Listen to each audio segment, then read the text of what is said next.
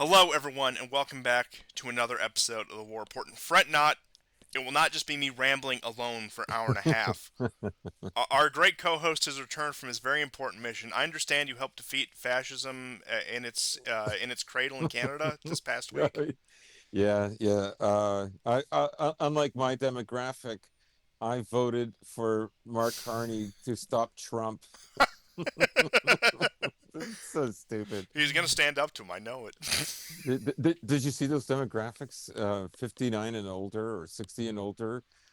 Oh, the number one reason is because they have to stop Trump. It's like, well, you people like. He's gonna get you Anyways, guys.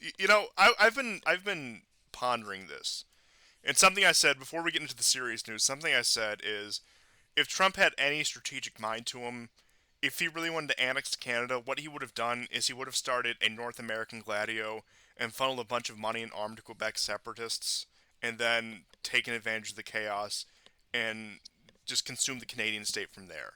That look, the wise strategists of yesteryear would have thought of that, but unfortunately, nobody in Trump's administration thought. I mean, that's an open idea if you guys want it. Okay, just I don't yeah. care about credit. I don't care about the glory. Just give me the paycheck. Okay, that's all I ask for.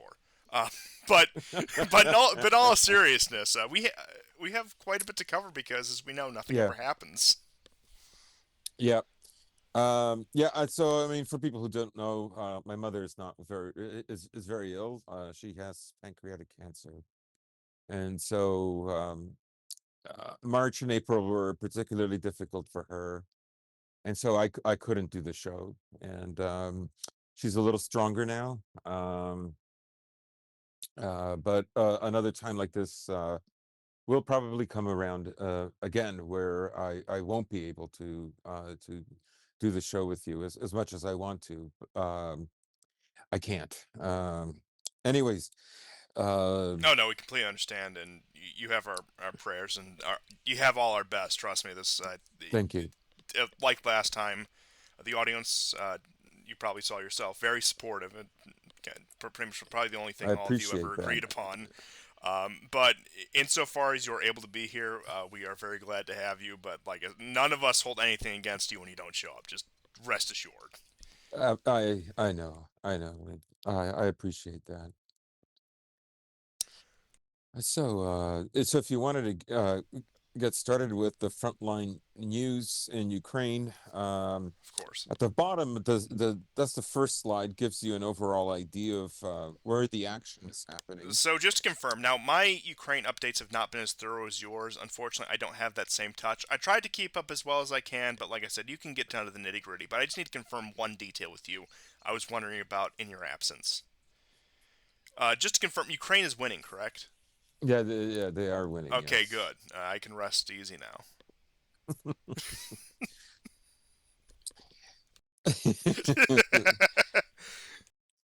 So, as you can see, most of the action is happening in the Donetsk and Lugansk area. Uh, but the Oskal River and the Kharkov region is also active. Now, the past few days, the Russians have made gains, increasing their zone of control on the west side of the Oskal River.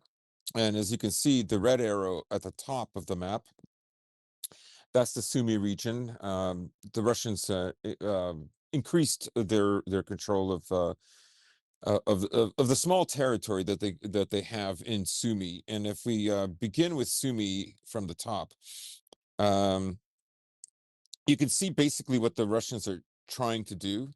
Um, I've outlined in the lighter red. This is an enormous forested area. This is what I said on previous shows, that taking Sumy, the city, will not be easy. It's a big town. Um, I forget exactly how many people, but it's well over 50,000 people, if I'm not mistaken. In any case, you can see what kind of trouble this forest will have if the Russians plan on going further. That said, in the deep red outline, Just to confirm, pre-war population was a quarter of a million. oh yeah, so it's huge, right? Yeah, one of the biggest cities in the country. Well, you can see what the Russians are trying to do here is push out um, from the area that they're in right now, which is I think Bilivodi, and ultimately circled is Yanukovka. Yanukovka is the town that they will want as an operating base to go further south. And you can see the small territorial gains that they've made today. They've been holding on to this orange color in Sumi.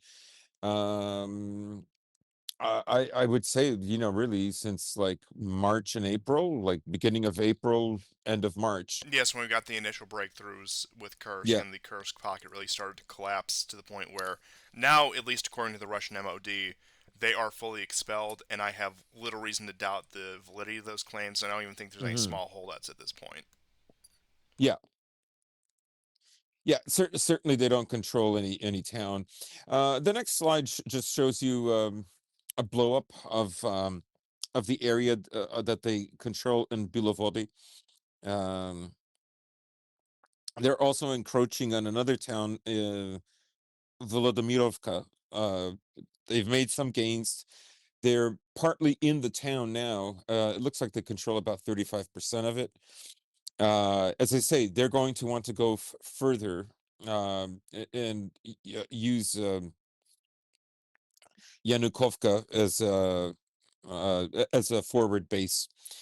I honestly, I don't know how much the Russians want to go into Sumy, and I don't know if Sumy in and of itself is a bit of a distraction. Now, of course, Putin has made the statements that he wants a buffer zone in Sumy.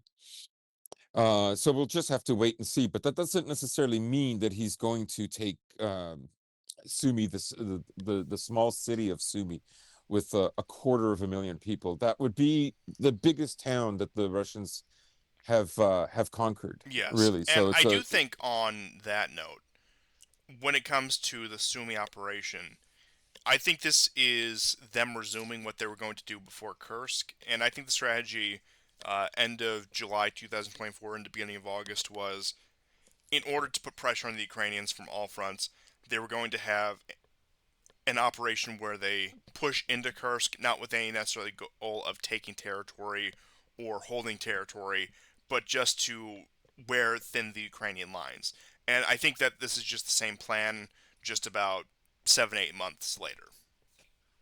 Yeah, I would agree with that. I mean, you can argue about whether it was a smart move on the Ukrainians to do what they did. Um, I mean, it gave the Russians a jolt, um, in two ways. And one, I think it was a poorly defended area, and considering the kind of operations that they wanted to do there, it definitely caught them off guard. On the other hand, it was a boon for them because they received almost a kind of a windfall of territory in the Donetsk region. Um, there were several towns that they took, I think, as a direct result of this. Ugledar, uh, just to name one, which was a pivotal town in the south of Donetsk, and Novoselovka is another one. So, The entire you know, Pokrovsk offensive to this date yeah, was a result of the Kursk operation. yes, yeah, and we know now some important Ukrainian units were moved there, but also some Russian units were moved out of Chasov Yar and out of Toretsk, and we've seen in a month just how much difficulty the Russians have had holding on to Toretsk. But the area immediately adjacent to it, to the west, they've made a lot of gains in the past 2 weeks. Um, but we'll get to that. Okay, so next up is Chasov Yar. Chasov Yar has hills north of it, north of the industrial and residential area. And a lot of fighting there has been going on for nearly a year.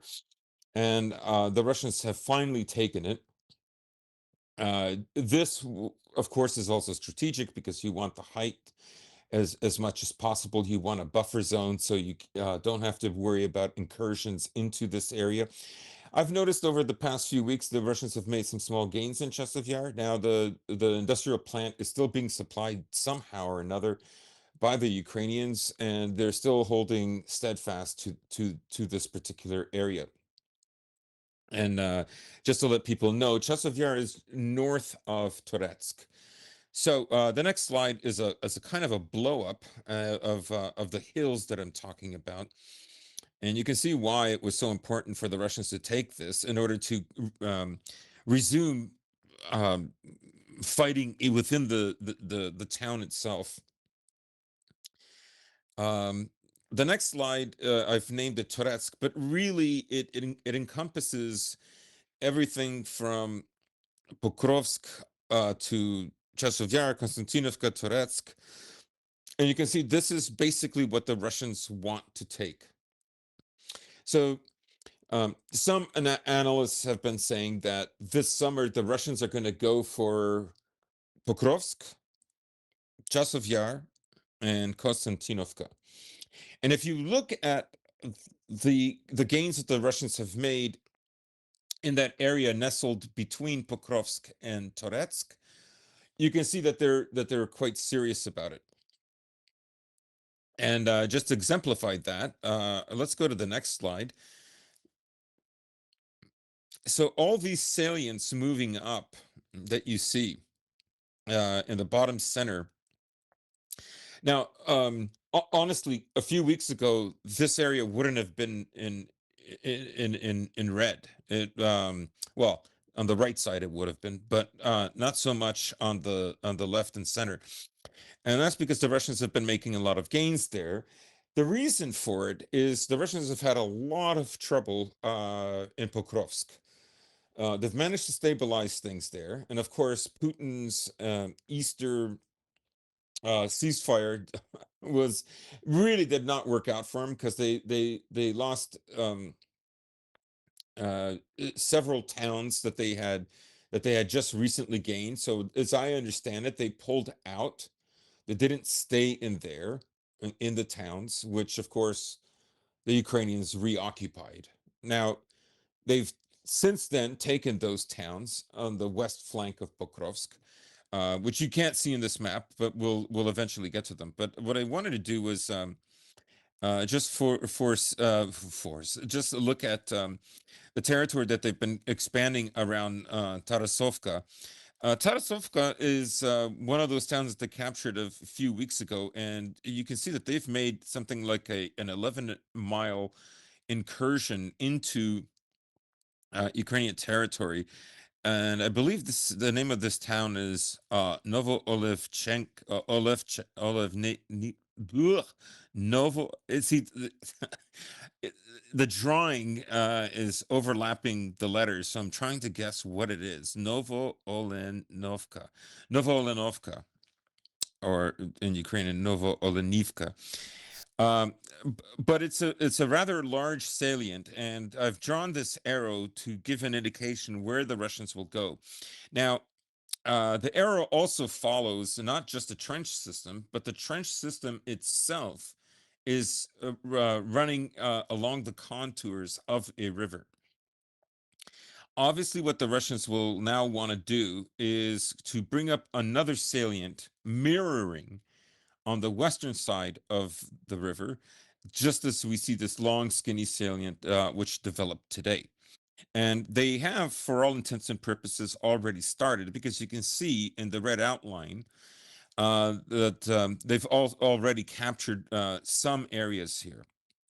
So they will need to be on both sides of the river, and they will have to go into this eastward direction. And what yeah, Stoyanka is the town where they eventually want to get to. um this is an area that is just outside of Toretsk. It's close to New York, but it will be pivotal to take over these fortifications in order to create the groundwork for an encirclement of Konstantinovka, which as we know, is right next door to Chasov Yar. I don't think it's more than 5 kilometers. I honestly think it's only like 2 or 3 kilometers. So they're very close. We're gonna pan out a little bit just to give you an idea. I was talking about these recent territories that the Russians have been gaining in this area, and where are they in juxtaposition to Pokrovsk and Mirnograd? So Mirnograd is the complete circle, and the backward-facing crescent, that is Pokrovsk. So that gives you an idea of where the Russians have been focusing right now for a couple of weeks. This has lessened the burden for the Russians to defend the western side of the flank surrounding Pokrovsk. Because again, there's a lot of little towns that are close by for the Ukrainians. They have a coal mine there, and they have a little industrial plant. Now, the Russians used to have that industrial plant, and they lost it about a month ago, at least a month. And they will want to take that back. But in order to alleviate the pressure that they're facing in Pokrovsk, um, I believe history legends and Weeb Union have also brought up like a testimony by one of the soldiers back in I think it was in March, to be honest, where he explained the difficulty of holding the western flank of Pokrovsk. That has stabilized now.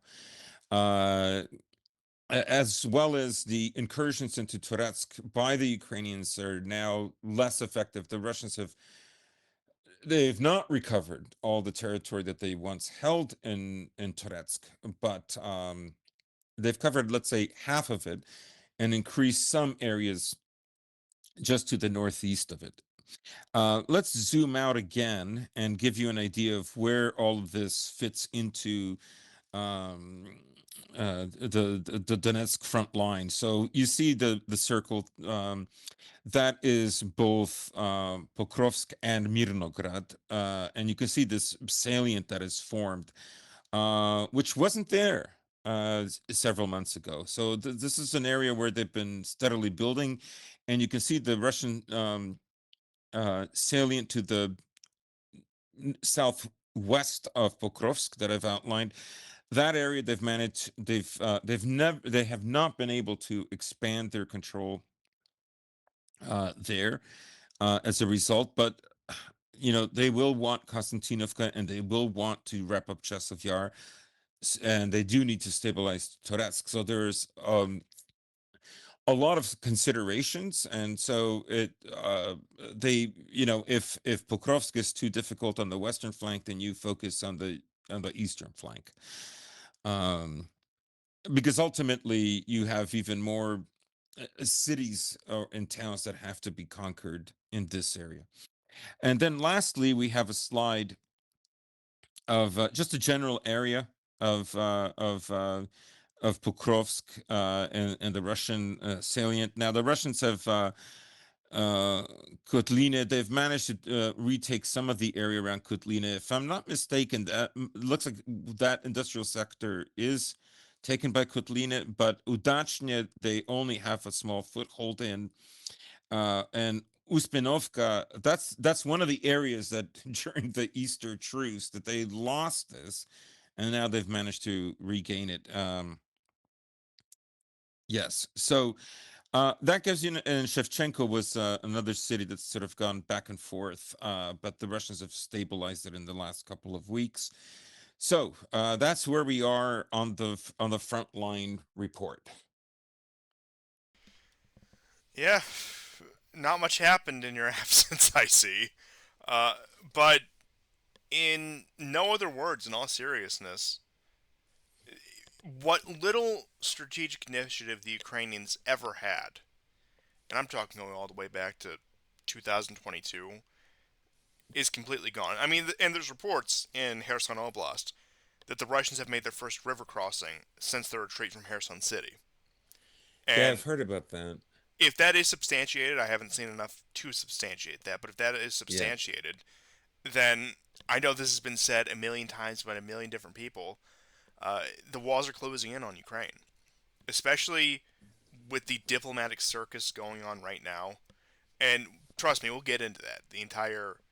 Yeah, I definitely would like negotiations. to. Oh yeah, Yeah. there's a lot to tackle there. But if that's the case, even if say the negotiations all are a farce, none of this bodes well for Ukraine on a military level, on a diplomatic level, certainly not on an economic level, and then dare we even say demographic level, because that's just atrocious. I don't think there's any other country in the world that is a really. I mean, maybe Syria at the height of the war. And we'll talk about Syria later, but Ukraine's demography is Yeah. it. It's picture proof. There's no winning this war, even in the far off event of a conventional victory. But I guess without that being said, we should get into the entire circus of diplomacy. If you don't have anything to add to Yes. that. No, no, that's fine. Yeah, no, I let's do get into that.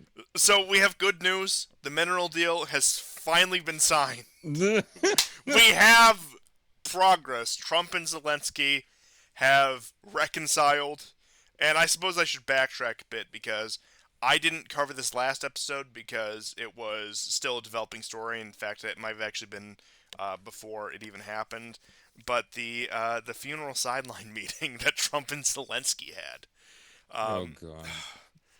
Never say that Donald Trump can't it, never say he's not picture perfect because no matter where he is, it's always a photo. It's always Yeah. love him or hate him, love it or hate it. As a matter of fact, it's something. So Zelensky, ever eager to really pursue the cause of his, I suppose, his personal offshore funds, but let's just say Ukraine for the sake of formality. Uh, Plans, and he got Macron to help do this. Plans a sideline meeting. I believe it was actually before the funeral ceremony, which is even worse. And think what you will about the now deceased Roman Pope. I think there's a lot of people with a lot of different thoughts, and I think a lot of those people probably have uh, quite a bit of negative to say about him. I'll hold my tongue for now. I won't get into that because it's not relevant. But before a man's funeral, let's just put it that way. Yeah. Somebody who lived, breathed, and died like all of us will die. At a man's funeral, not afterwards, not at like some sort of form, maybe within the same day. No, 15-minute meeting beforehand, Yeah. just begging, crying, pleading for the mineral deal. And this is amongst Witkoff's constant contacts with Putin while he's also being ferried off to Iran. And I suppose he'll be in Mumbai soon enough, choking down Indian street food in order to broker a peace deal there. But with that being said, uh, Y- this y- go on if you have No, I something. was. Yeah. What I wanted to say was when I saw this happen. Obviously, my first thought was, how could they do this at a funeral? This is in such bad taste. Um, then I thought, like, what were the machinations that were going on behind the scenes? Did the Americans tell the Vatican to do this? Did the Vatican volunteer? Was You it do have to somewhere in wonder between? how much of the Vatican's foreign office had to do with this because I can't remember him, but I know that his name's been floated around a lot just for the past several years. The Vatican foreign minister has been involved in all sorts of things. I'll just put it that way, and has been uh, pretty arm in arm with the Atlanticists, which I guess isn't a Yeah. surprise. Uh, That and you're kind of going in the direction I am too, and that is if the Vatican was wholeheartedly behind this, maybe even it was their suggestion, although I doubt that, but was supportive of this, then my guess is, based on I didn't know that the Ukrainians really hated the Pope because he wasn't supportive enough. He didn't free the poor Azov fighters that were captured in Mariupol back in 2022. Um, so my suspicion is if the Vatican was a willing partner to this, really just during the funeral of the death of their Pope, then the next Pope is what I would suspect would be more pro-Ukraine. more pro Atlanticist than Pope Francis was. Yeah, and I don't want to get too much into ecclesiastical politics, especially among two people who aren't even Roman Catholics. But I did want to bring up one thing I do think is relevant to this, and that is traditional American meddling within the affairs of the Vatican. This goes all the way back to the Yeah, 50s. yeah. Here, let me see if I can pull the document for that, and I'll continue on while I get that up. But I know one of the things that went around, there was some, of course, like conservative boomer pundit that said something about how Francis was Obama's pope, and now we need, pretty much the MAGA Oh pope. And that's not even God. getting into Trump's comments where he said he would be. But yeah, I cracked up. yeah. Like I said, it's hard to hate the man. But even with that being said, there it's not unprecedented that foreign states intervene in the affairs of religious organizations. And I'm not saying this even to necessarily discredit them, but I'm just saying it is reality, okay? And if you want to get into some of the stuff, I'm not saying I'm the most well educated on it, but uh, here I'll pull up this State Department document about. Yep, this is 1958, and just to read it, a limited distribution. During conversation with the embassy officer, Vatican source expressed personal view that the next pope will be "quote unquote" elected outside of the conclave by agreement between cardinals. Source that Pius XII elected in this manner and recalled cardinals were entering the 1939 conclave with uh, Pizarro had called him aside and asked him to prepare a biographical sketch. He added, sorry, this text is a little bit small. He consulted with uh, Monsignor Montini, and both, for obvious reasons, decided not to go ahead with Pizarro's request. Speculating on Pius XII's successor, source said college may very well choose an old cardinal whose short pontificate will be devoted entirely to reorganization of the Roman Curia, left by deceased pope in "quote unquote" deplorable state. Source indicated election of Siri Ruffini Ottaviani would be "quote unquote" misfortune for church, since the three cardinals have an unrealistic approach to the great problems facing the world today. Source said election of any one of three could depend on American cardinals, and volunteers suggested U.S. authorities would do well to exercise discreetly in their own influence of certain American cardinals. So once again, a State Department document from the 1950s. This is in the lead up to, um, like I said, a lot of major churches within the Roman Catholic Church, namely Vatican II, where, yeah, there are state influences on these things. And while its power has greatly diminished in terms of both political and cultural influence, globally it still is the largest religious organization in the world. We can't forget this. So there Yeah, are vested interests in seeing certain candidates elected. And like I said, I'm not even saying this to, because I know that we probably have quite a few Catholics out there in the audience. I'm not even saying this to disparage the Roman Catholic Church. I have a whole laundry list of disagreements with it otherwise that I'm not going to bring up here, simply because it's not relevant. But these are the kind of meddlings that take place in religious organizations. And trust me, just to pat our case here, we talk about this. We've talked about this stuff with the Orthodox Church before. We are no strangers to that kind of political influence, and that's something that we've brought up many times on this program. mm, But I do think it is worth mentioning, especially with this meeting. And I would not have brought this up if it was not for this meeting. That I think these kind of machinations take on a whole new light when, yeah, we might get the quote unquote Trump Pope. That might be something that they have in the cards, given the shifting direction of the world and given the dominant political power in the world, despite the fact that the U.S. is on, yes, admittedly decline, still is the main game in town. So it could be interesting how they decide to play this, especially in relation to the Ukraine conflict. So I'm not going to say this isn't going to be something I'm going to follow, say, with like a microscopic lens, but if the Vatican had a part in setting up this meeting, and this wasn't just Zelensky nipping at Macron's heels until he got the meeting with Trump, then this could take on a whole new dynamic. But we're getting a little bit in the weeds here. But to continue on with the diplomacy, unless you had anything to add to that. no, no, I think you covered everything. Uh, but as we said, the big triumph in the past couple weeks here was the mineral deal, and what else can you say? Has It's 3 pages. Yeah, Did you see the, it's 3 pages. It has to do with resource extraction, 50-50 split on the profits. They abandoned the idea of, say, the recovery fund, which I suppose just had too much scandal from, say, Iraq's recovery fund just being completely embezzled. And it, quote unquote, puts American interests in the region. And it also accompanied the first arms sale to Ukraine, something that Trump, even in terms of sales, had still been hesitant to do thus far. But I guess you could say, well, go on, go on.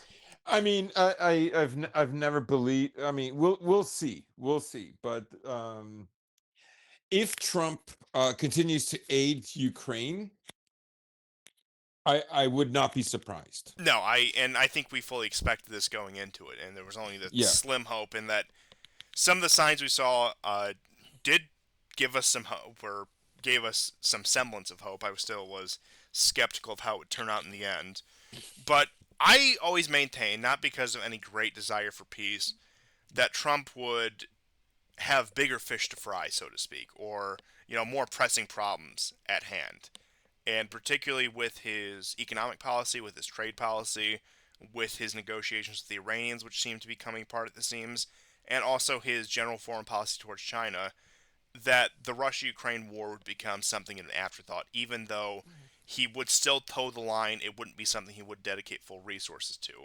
And as we've seen with the coalition, the willing, they can hardly put together 25,000 troops for their little peacekeeping mission. So this is simply going nowhere. And now you have, at this point, probably the most schizophrenic Trump's foreign policy has ever been, where you have all these mixed signals coming out of Ukraine. First off, trying to present itself as a neutral mediator when it's practically bankrolling when it is responsible for the fact that the Ukrainian war effort has succeeded thus far. Let's just consider that Elon Musk, who, yes, I know they might be having their feud behind closed doors, I know it's speculated, but Elon Musk has probably provided more substantial aid to Ukraine than most countries in the form of Starlink for their communications, and that with Trump could probably make some phone calls and have Musk turn off Starlink for the Ukrainians if he's really serious about ending the war effort. He suspended yeah, the they're not. ISR for a total of 6 days, as we recall. The aid was suspended for less than 24 hours.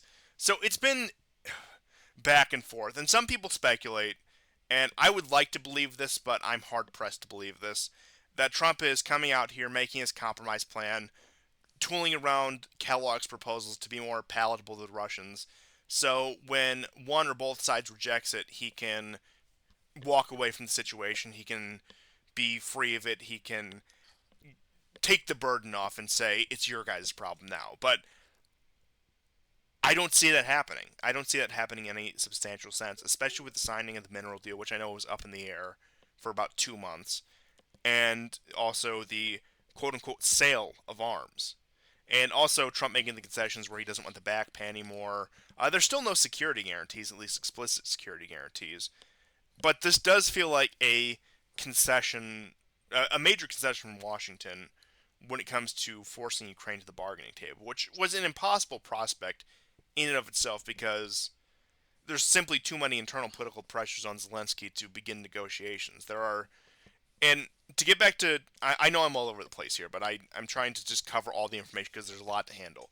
But to get back to the Putin's point about quote unquote denazification, I know a lot of people, especially in these circles, take offense. Maybe not offense isn't the right word, but get annoyed with the rhetoric. What you simply need to understand is Putin's demand for quote unquote denazification is the removal of politically viable anti Russian forces governing Ukraine.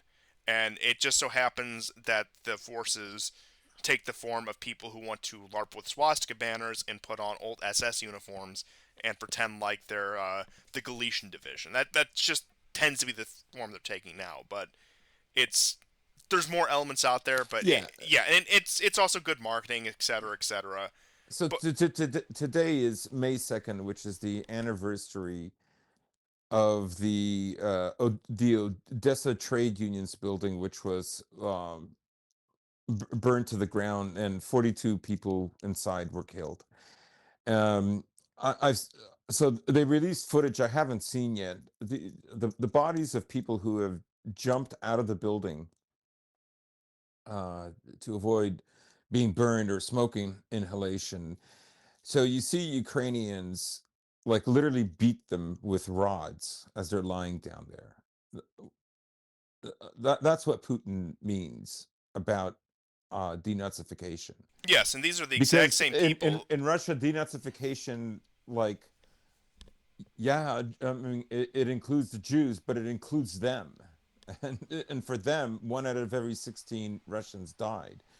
And so that's not going to go away. That war was fought. It was the most bloody war in human history. It was the most bloody war that Russia had ever had. And no one can expect them to change that, especially in the West. Now, he has to play the whole, grievance for the Jews or whatever.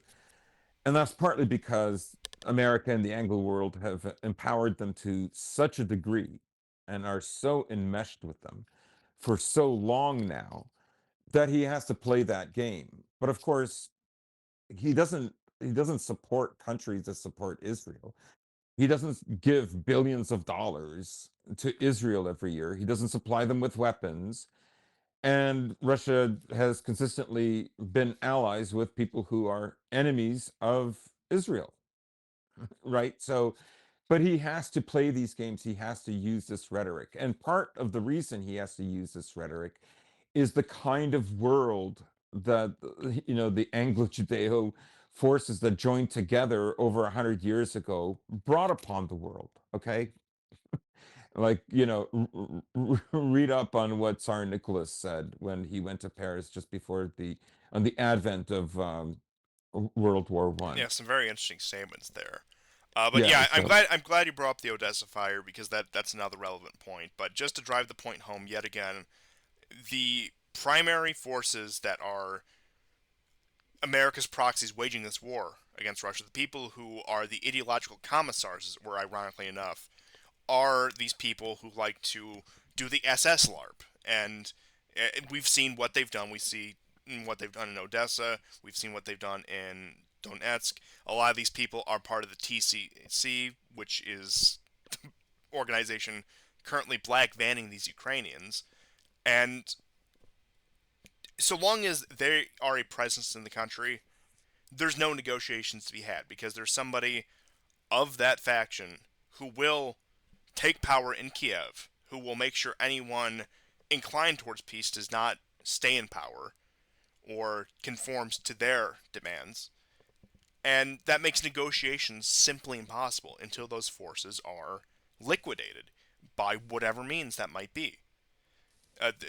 These people, they are on an ideological level the same as, say, some of the worst jihadist organizations and also some yeah. of the most hardline Zionists. It's that sort of ideology that just becomes completely blindly irrational at that point, and they cannot be negotiated with. There's no recourse to be had with these people, and so long as they exist, and from the Russian state's perspective, you don't have to like the Russians, but from their state's perspective, they are not going to be able to have stability on their western flank so long as these people exist.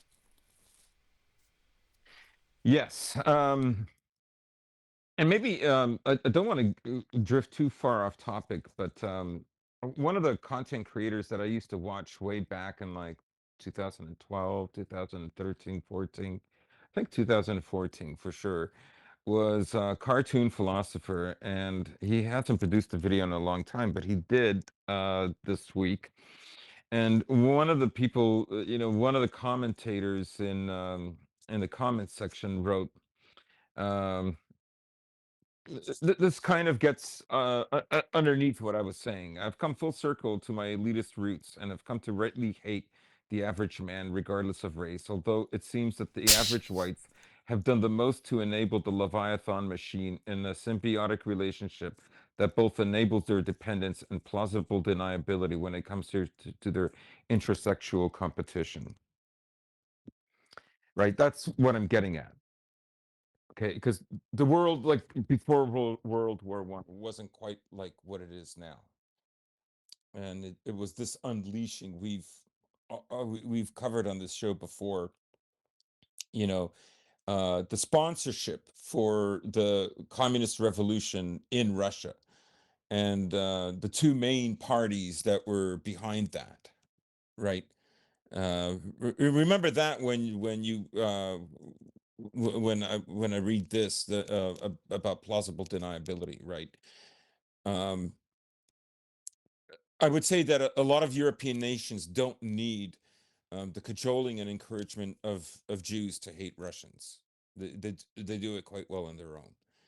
Um, take Woodrow Wilson, for instance. Before he became president, he was protesting in New York along with like Jews that vehemently hated Tsarist Russia, in order to like intervene and do something about Russia, so that the mechanisms for what happened in Russia Well, I'll before add on World that War One point. were well in place. I'll add on that And point that Wilson also waited until 1917 before joining the Entente, by yeah, which point the Russians had overthrown the Tsar.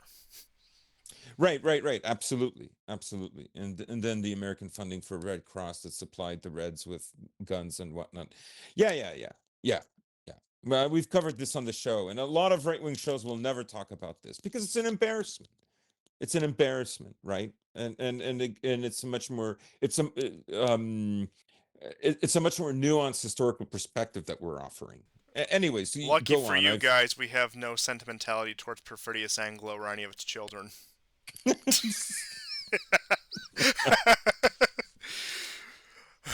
Yeah, but in all seriousness, once there's a certain I know that you've mentioned Europe as a whole, but within the Anglosphere in particular, this is something we've discussed many times before.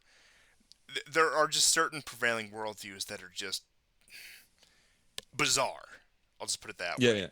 yeah, yeah. And I do think that's not just an American thing. It's not just a British thing. It's a whole. It's the entirety of the Anglosphere. It's just, and I'll hold my tongue on it because we'll be here all day if we do. But to get back Yeah. on just straight track to the negotiations going on with Russia, with the whole modified Kellogg plan, the Russians signaled that this was something we could work with. We just had to wait for the Ukrainians, where the Russians are very much playing coy, in my opinion. I think that Putin, Lavrov, everyone has to know what is actually going on, that they're not actually going to get substantial deals with the Americans vis-a-vis Ukraine. There might be some benefit in terms of normalization of relations or the easing of sanctions, which I don't think is necessarily, particularly the sanctions, a priority for the Russians. But they're going to, of course, play coy, and in terms of neutral observers, the fact that the Russians are willing to entertain negotiations also looks good, versus the Ukrainians, who are rather resolute in their position to this day. And as far as I can tell, and what I would think, perhaps I give them too much credit, is that the Kremlin, Putin, his inner circle understand that there's only one way this war is going to end, and that is going to Hmm. be the capitulation of Ukraine. What form that takes, I don't know. But even with Trump's grand gestures and his diplomatic efforts, it's simply not going to fall into place. Even if Trump were acting, say, completely rationally and had his sights set on the fact that this war needs to end by any means necessary and we need to quickly extract ourselves from this embarrassment, even if that were the case, Hmm. once again, the Ukrainians are not going to budge on this point, and I don't think they're ever going to budge. And even if you did purge certain political elements that we previously discussed, it would still be a hard sell to get any sort of government in Kiev, barring a complete overhaul, a Maidan-style regime change. That's the level of uh, clearing of house that would have to take place in order for negotiations to take place. In which case, one of Russia's main demands would have been met, which is the explicitly hostile regime in Kiev would be off its doorstep. And I guess we could talk about, well, something I brought up in a few episodes in your absence that is a point I want to keep hammering home, is even in that scenario, even in terms of Kiev's capitulation and Russia dictates terms, which increasingly looks like is going to be the outcome of the war, Now, how that works out, are the Russians going to push all the way to NATO's borders? I don't think so. I don't think the Russians are going to push much past the river. But at that point, when it comes to industry, when it comes to economic resources, assuming they take everything, say, east of the river and the entirety of left bank Ukraine, just speaking purely hypothetically, then Ukraine's finished the country. It's just that simple. But one thing is, even if Russia does get to dictate the terms, which it will, the amount of post-war reconstruction, the amount of post-war work that will need to be done is astronomical. Like I don't think it can be understated. And we've said a lot of these towns will probably be abandoned. They probably will just become waste heaps. People will not return to these. Even people who lived in these areas, they will move to other cities. They will move to other places. A lot of these people now being Russian citizens will move to other parts of the Russian Federation. And while yes, I'm not saying that it was a mistake for the Russians to go in, that from their interest it did dictate that this probably had to happen at some point or another. As unpleasant as it might be to say, and as unpleasant as it might be to watch, it did ultimately have to happen, just given the interest of the Russian state and its security position. Uh, the amount of, say, post-war reconstruction, post-war work that will need to be done. That's actually my biggest fear when it comes to Russia's long-term prospects in anything related to this war. Not in terms of it bankrupting itself in the war, not in terms of losing so many men that has a lost generation, but in terms of the price tag and the amount of labor and effort that's going to be required for reconstruction. I'm not going to say it's going to break the Russian state, but I think that could be the one thing that hamstrings it. Yeah, I mean, I wouldn't doubt it if some of these towns are never settled or are resettled decades later. Like I don't think they're even considering doing that. Maybe I could see them, let's say, working on, Chasov Yar, uh Vremevka Novoselka, like some of these places. But I honestly, like, that those tiny little towns that there's nothing, like Klishevka, there's nothing left. Nobody's gonna go back. There was something like 400 to 500 people living there. Um, and there's literally hundreds of these little villages like that have been um, leveled. That's the only word you could use. Um, yeah, I mean, the peace negotiations. So maybe one way you can sum it up is the Ukrainians want a mandatory ceasefire for 30 days, which they have no intention of keeping, but a mandatory ceasefire for 30 days. And this is a full-on ceasefire. It won't be just, sparing energy infrastructure or not attacking naval vessels or commercial naval vessels, et cetera, et cetera. It'll be very broad in scope. It will encompass everything. And then they can get to negotiations. The Russians are, no, we're going to start with negotiations, and then there'll be a ceasefire only once negotiations are reached. Now, historically, it's worked the way the Russians have outlined that they would prefer it to go, and this is the main reason why there are no talks of any substance, really, that have taken place. The other is, of course, as we said, soon after Trump got elected, is that Zelensky is very well aware of the actual political structure that is in charge of America, and it's not mostly Trump. It's mostly people who don't like Trump. Um, and I'm not saying anything um, untoward towards Trump. It's certainly not a judgment, but th- when Zelensky in the Oval Office says you will feel the effects, right? He's threatening him. He's, Zelensky knows full well who really runs America, and it's the people who were in power before Trump was in power. We've gone down this road before. Everybody remembers 2016 to 2020. We all know this, right? Now, this is the second time around, and American elites do want him to be in power for some reason, but it's not going very well. And Trump needs a win. And the war that he desperately wants to let go of, that he emphatically states over and over again, is not his war, which is funny because it's not just about his stupid javelin comment that he makes, but because of the fact that before he became president for the first time, the Ukrainian army, including reserves, was about a little over 300,000 in manpower, right? Still the largest army in Europe, right? Not counting Russia. But after he came to power in the US, after his electoral victory in 2016, and after he was sworn in 2017, Ukraine's army went to 1.1 million, including all branches, reserves, etc., And I do recall, non-combatants. So it grew 3.6 times. I yes, mean, that's like, wait a minute, what are they doing? And the amount of NATO exercises increased. Ukraine is the number one country for NATO exercises before 2022. The reason they put so much effort in NATO exercises in Norway, NATO exercises in Latvia, is because it's there so you don't focus on NATO exercises that are more commonly occurring in Ukraine, or were occurring in Ukraine, right? So this is just as much his war as Biden's war, as Obama's war. It's all their wars, well, I remember the quip all he of them. made in the 2020 debates with Biden was one of Obama sent them blankets, I sent them rockets. Yeah, yeah.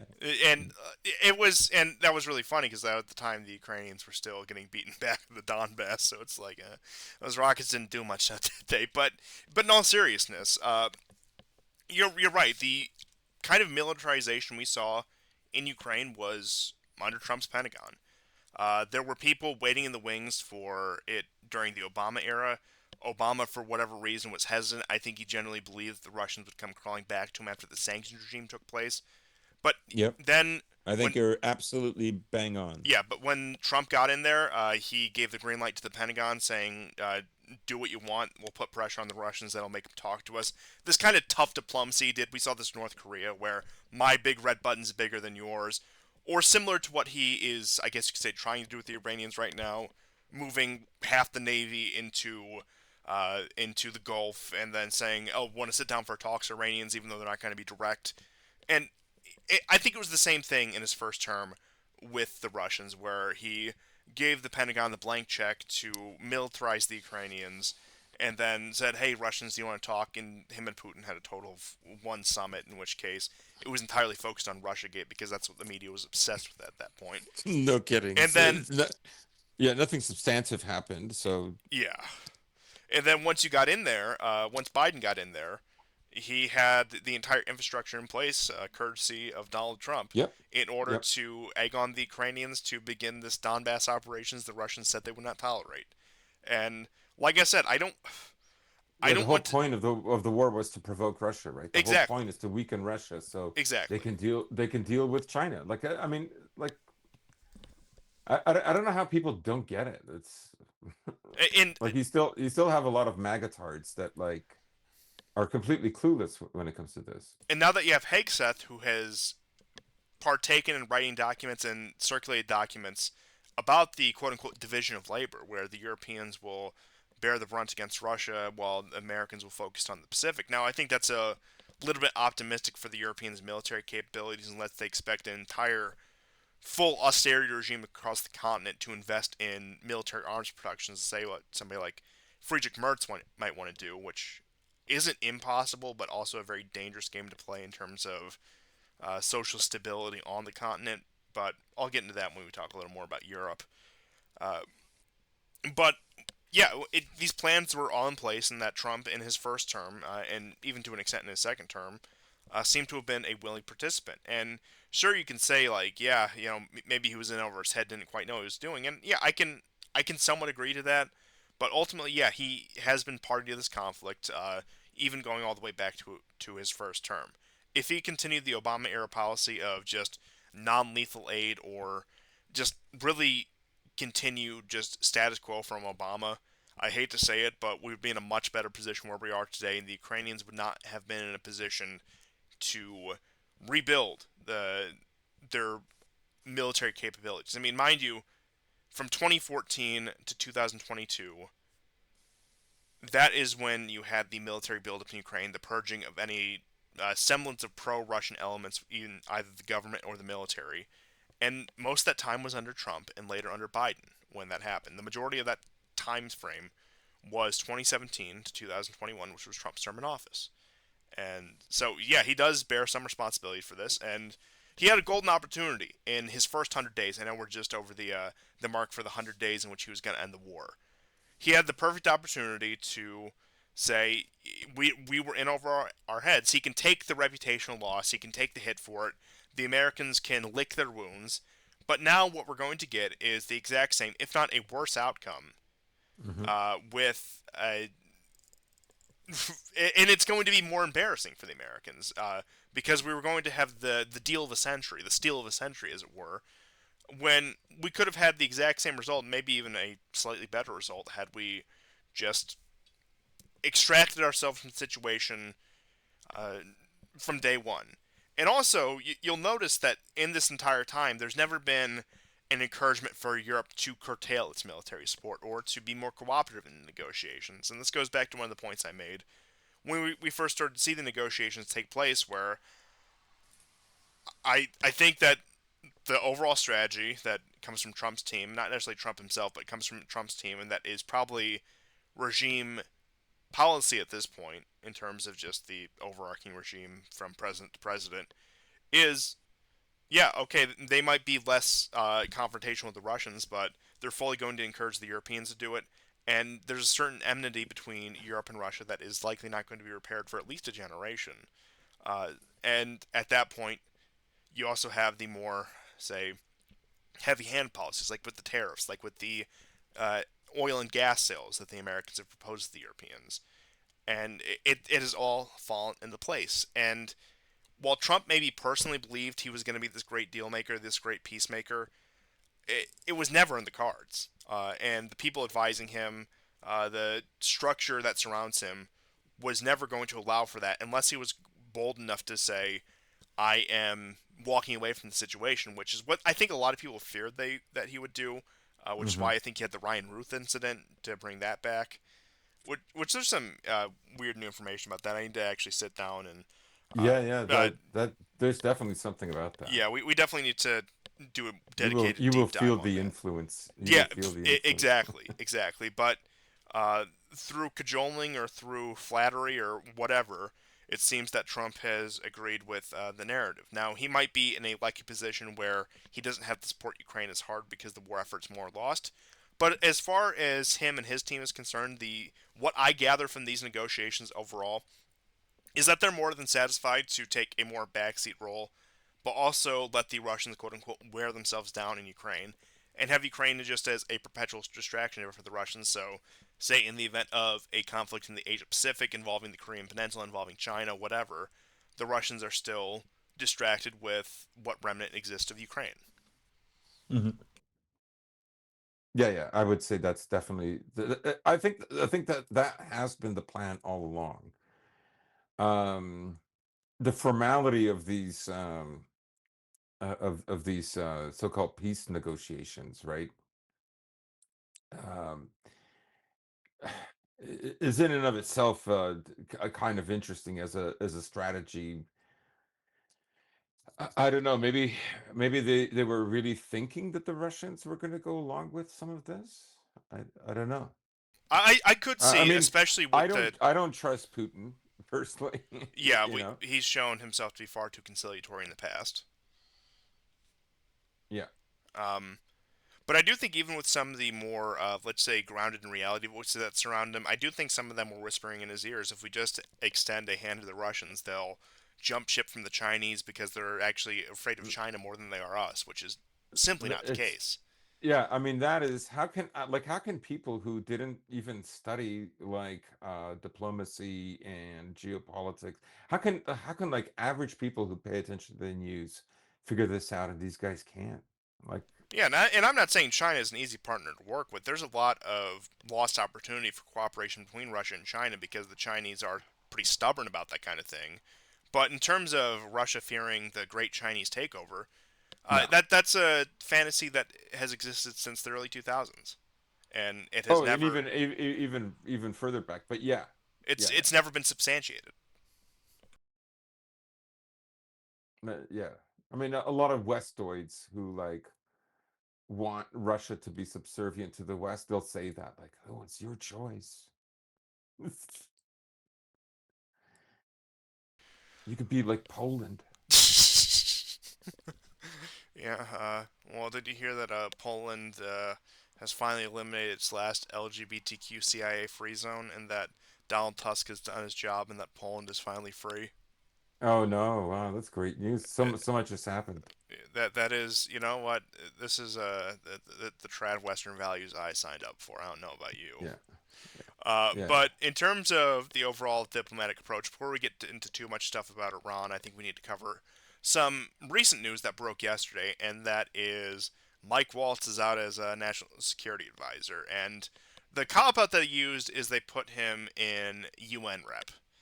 And while the position might seem important on the surface, and while there are a lot of contacts, particularly with high level officials, say through Russia and China, they might try to conduct diplomacy through the form of the UN, having the representatives talk to each other. The way it seems like American administrations have always treated, I mean, for example, Nikki Haley was in that role in Trump's first term. It's a, it is a throwaway That crazy position. bitch. I Ugh. can't believe he chose that crazy bitch. Oh my god. Hey, she loves Israel and she loves India. What more do you need? Yeah. But as far as at least the Americans are concerned, it is a throwaway position, and I think it's an easy way to get rid of Waltz without getting rid of him, without the scandal of having such a early firing. Because for those of you who can recall all the way back to 2017, Trump's first term, what was his name? The General Flynn, Mike Flynn, was his first national security advisor that they fired over the phone call with the Russians. And Oh yeah. he made it no more than 3 weeks, and he was dragged through the legal system. In terms of all of Trump's picks between his first two terms, he was one of the better ones, I have to admit. And he was completely sacked for it. And then there was McMaster, who was one of the generals who oversaw the Mm, debacle in Iraq. Then there was John Bolton, most famously. And then there was Robert O'Brien, who was pretty much Bolton's lieutenant in the National Security Council during his time there. And then, of course, you had Jake Sullivan under Biden.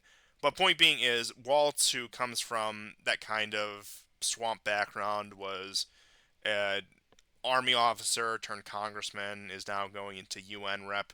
I wonder if he's on track to become CIA director and vice president, then president, similar to I don't know, maybe like a Bush senior kind of track record.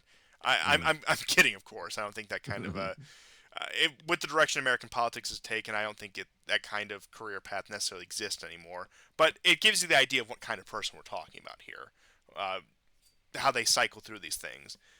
But some speculate because of Walt's hawkish stance on Iran in particular that they sacked him because of that. And then there's speculation of who's going to replace him. Some of the names floated are Witkoff. There were some of the other ones that weren't too impressive. I mean, Witkoff, I have my issues with him, but he's somebody a bit more grounded in reality. Like I said, not that great, but compared to the rest of the field, you can't really complain that much. Not that there isn't problems, of course, just to reiterate that. But I don't know. There were a few names that were floated around that just it. I don't expect anyone much better, and I think the entire thing is actually to take heat off of Hegseth, who I think Trump is more Mm. invested into keeping into his cabinet, because you had the whole signal chat thing, which they're pinning on Waltz, and I don't know how accurate that is. From my read of the situation, it was more of Hegseth's error in that case. But it does look like, in terms of putting Jeffrey Goldberg in there, they are pawning that off onto Waltz.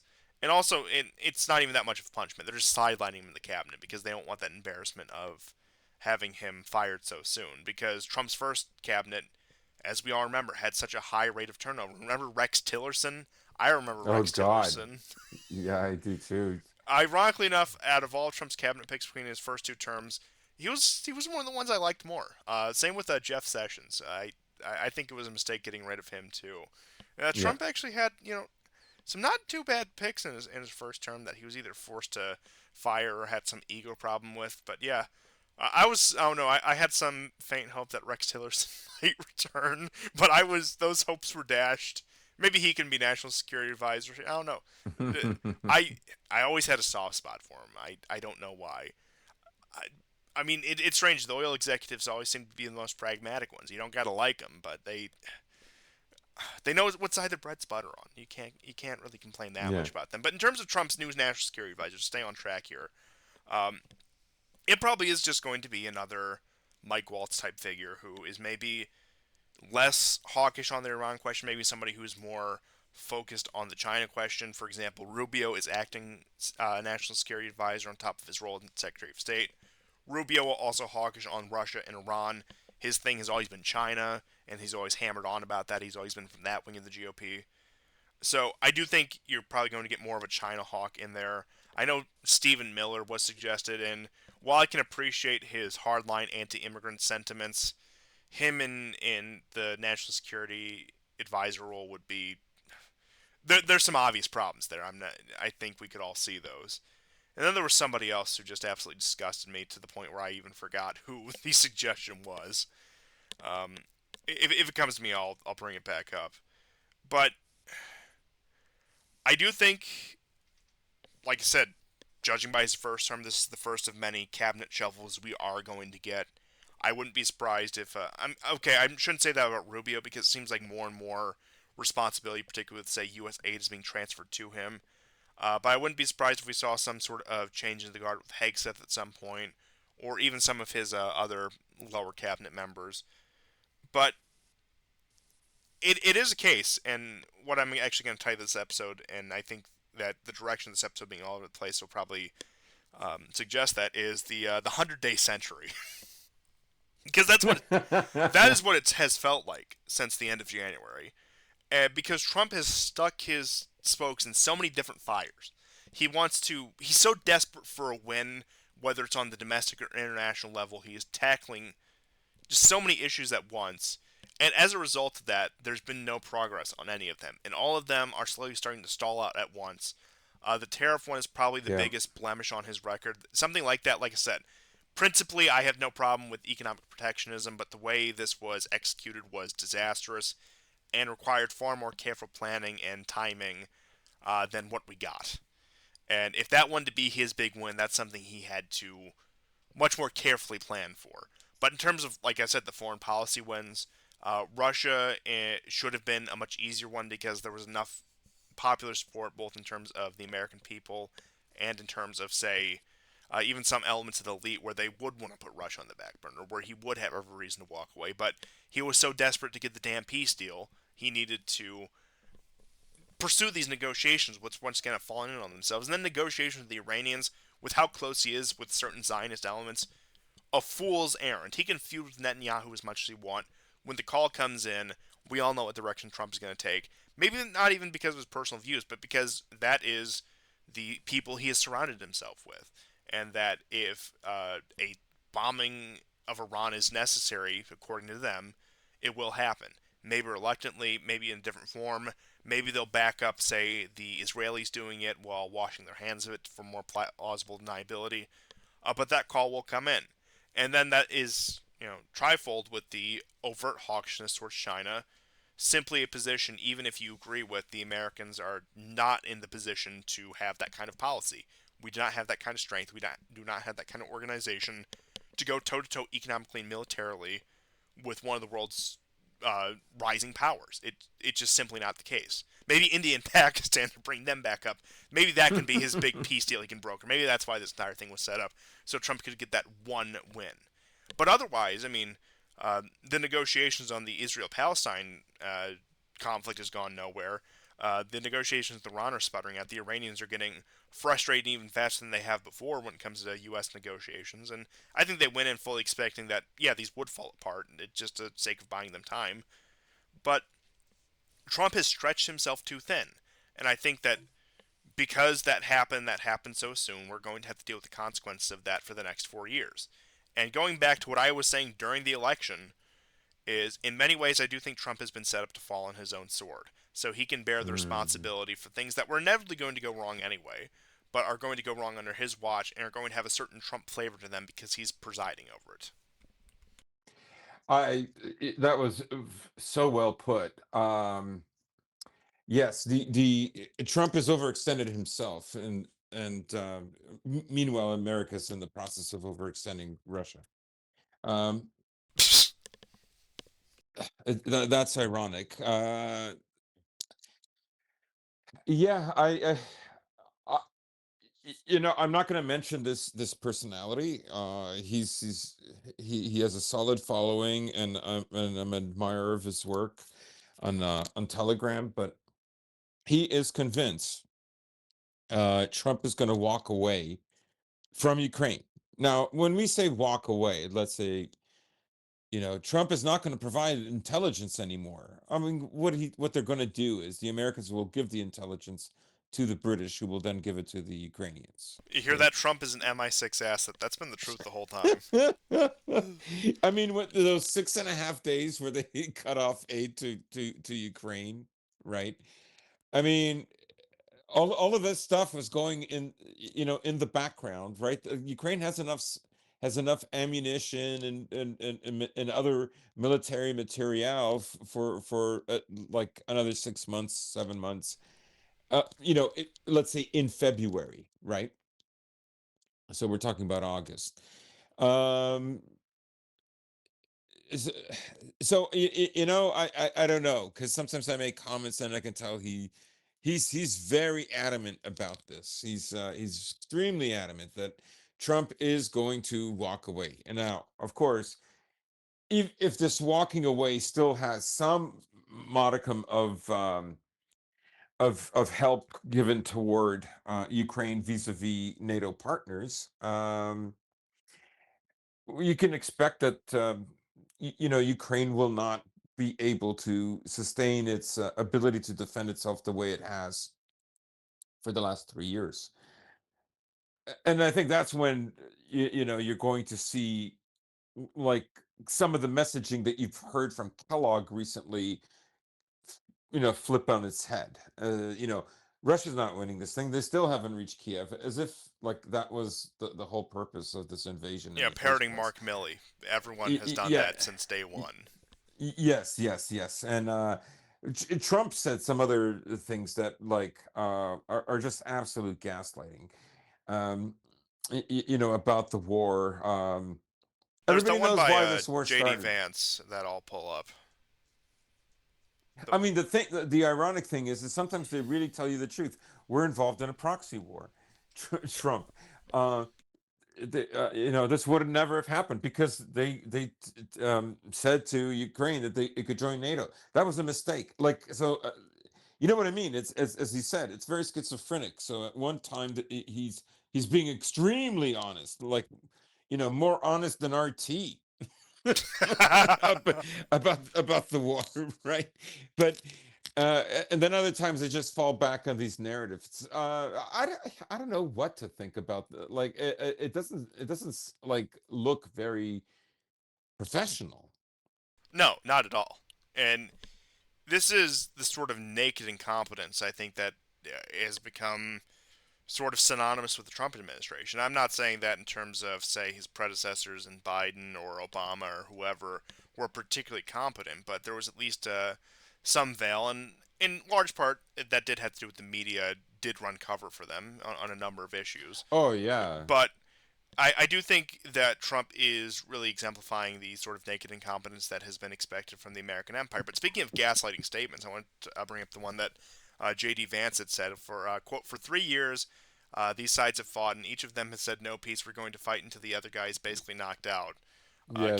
Completely ignoring the negotiations in 2022, completely ignoring the calls for negotiations in 2024, the entire lead up to the Donbass conflict, the entire lead up to with two separate Minsk agreements.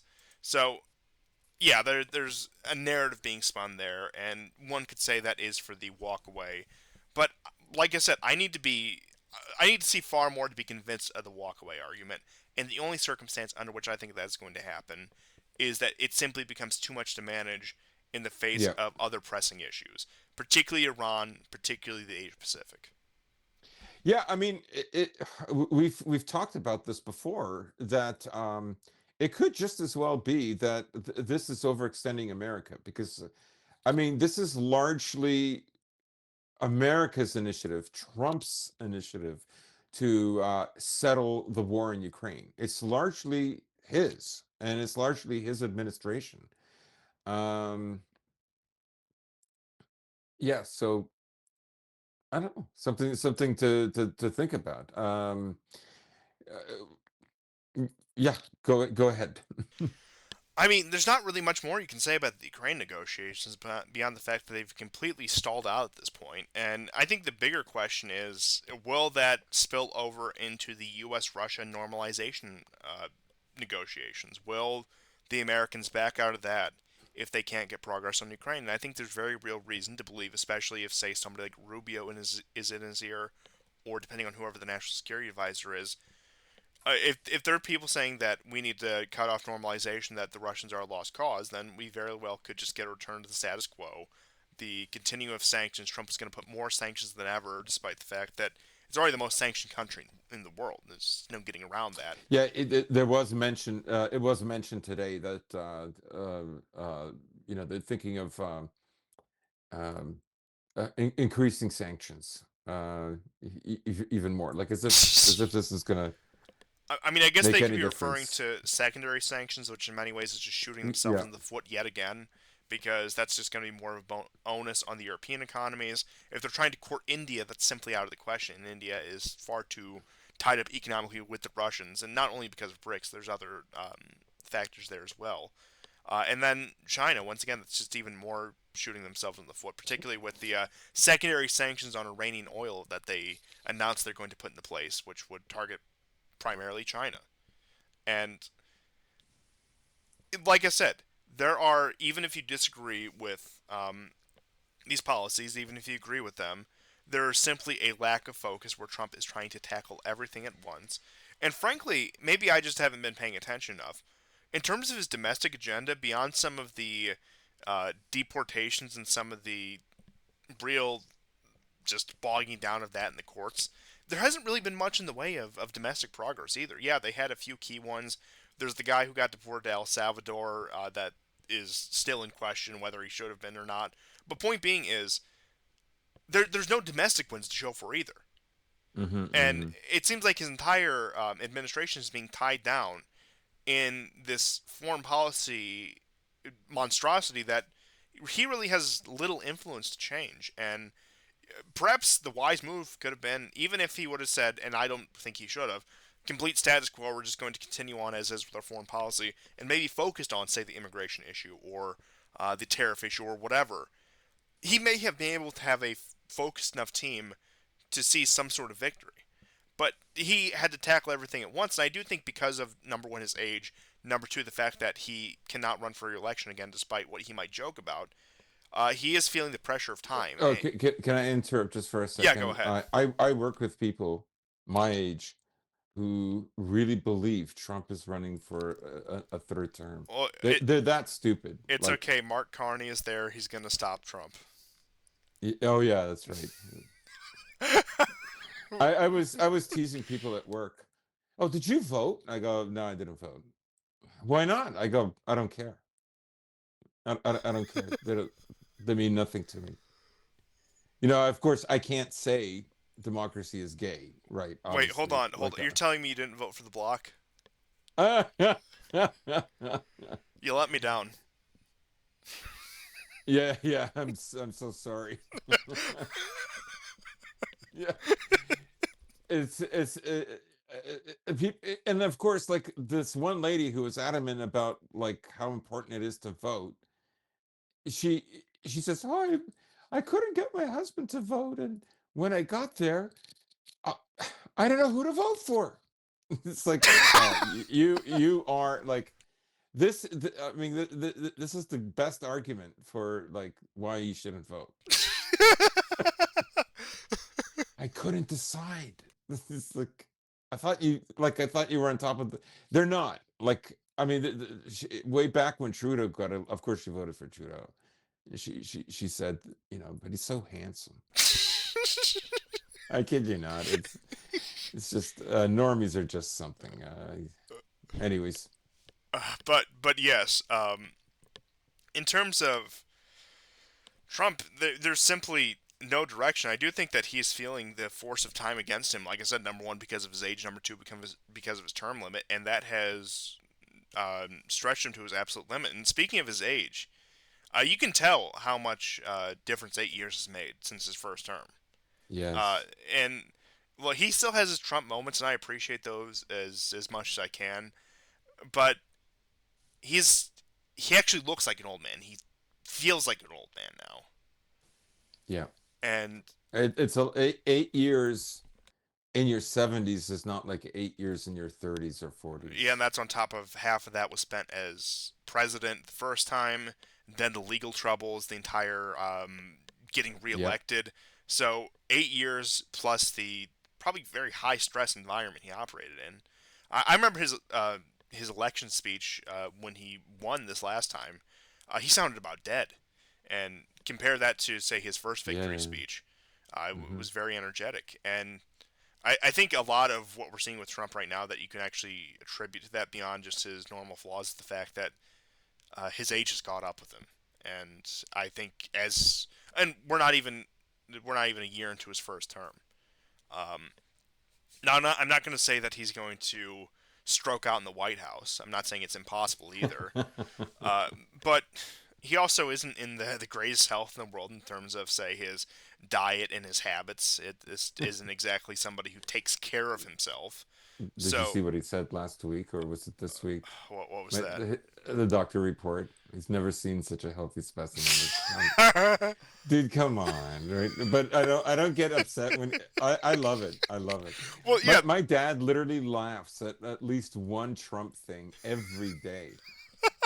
Every day, he just loves it. And if he goes, do you have any Trump news? Like he just loves the. It's a laugh for him, you know. yeah, and like I said, I can never take that away from him. And him and his doctor reports are one of my favorite things. Yeah, It's absolutely. His doctor reports. It's just the whole thing is so remember when he comical. got discharged from the hospital after COVID? Yeah, They said my that's DNA was the best they'd ever seen. It wasn't DNA, it was USA. that's good. Yeah, That's very good. that was great. But in all seriousness, like I said, this is somebody who's actually going to turn 79 next month, and uh, as time goes on, especially if he does get bogged down, especially if the political process does continue to grind at the pace it is, uh, yeah, this is not going to bode well for somebody who's pushing 80. We're also probably by the end of this year, we're probably going to start seeing the initial campaign for the midterms. And I know you can't predict these things this far out, but number one, opposition party usually wins at least one House of Congress during the midterms, and number two, given say what might be the lackluster performance, at least in the eyes of say the general public, those who aren't really on either side of the political spectrum too strongly, uh, it doesn't bode well. Like I said, I know I'm talking about No. this like 18 months early, but still, it does not bode well for congressional elections. And I know he's been hammering things through, particularly with executive orders. But then you have the problem of that getting bogged down in the courts, Congress challenging those, Congress trying to pass bills to counteract those, et cetera, where it does seem like the only area where he has any degree of executive power and the ability to act unilaterally is foreign policy, and we've seen how successful that's been so far. Yeah. I mean, I think what's happening now is you see the left, you see the mainstream media. They're very energized by, worst performance in 80 years. Ever since they've been doing polls, this is the worst performing president, et cetera, et cetera.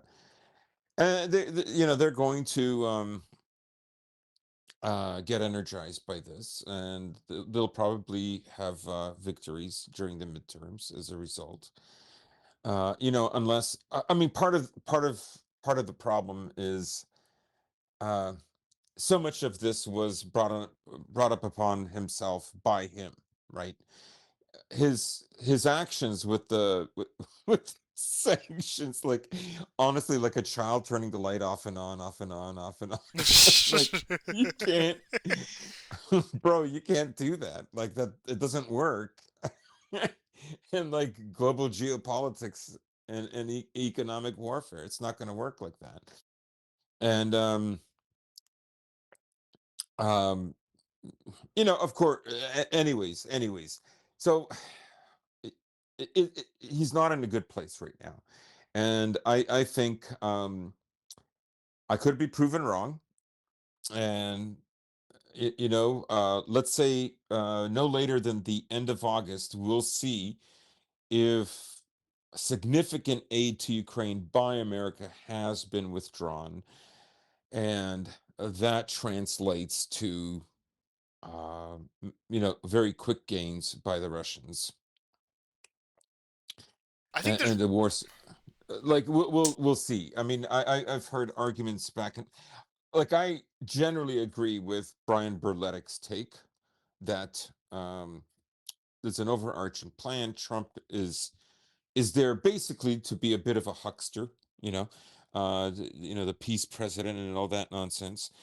But the machinations towards this much larger project are still going on. But people will be focusing just on, Ukraine and Russia. And if you can get them to lay down their arms, well, then, forgetting that it was a proxy war that they initiated, and that they're a belligerent in this, just like the other two parties. Um, for a lot of people, that will be a major win. But I have a feeling that really, uh, the number one issue for Americans is the economy and immigration. It's not the outcome of this war. no, no. People will use it as an argument when they engage in arguments, let's say on Twitter. Let's say the Ukrainian war stops. It'll be used as a reason why you should have faith in Trump, because he accomplished this. Well, then why can't he accomplish some of the domestic issues? I think on Um, the other hand, something we need to discuss, the last thing I'll bring up about Ukraine, is in the event status quo continues, America continues to trickle aid, even as Trump drags his heels and the Europeans impotently throw whatever they can to the Ukrainians. When the Russians eventually collapse the Kiev regime, which I think is an inevitability at this point, however long that takes, how is America, particularly under Trump administration, going to react to a Russian victory? Are they going to facilitate a Ukrainian government in exile? Are they going to just wipe the slate clean and say the Russians have won this one? There's no sense in continuing this belligerent policy. We need to learn how to live with reality. Uh, is it going to be something else?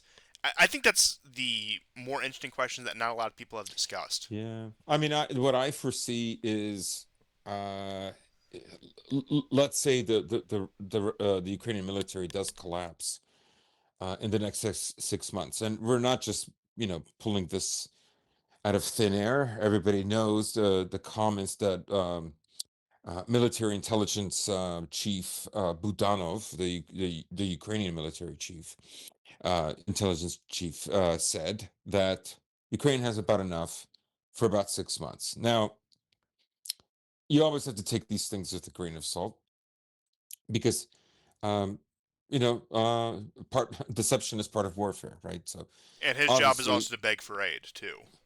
yeah, yeah. Um, but if you say that there is some truth to that, then you know around August is when we should start seeing the end of the supplies that the Biden administration guaranteed for Ukraine.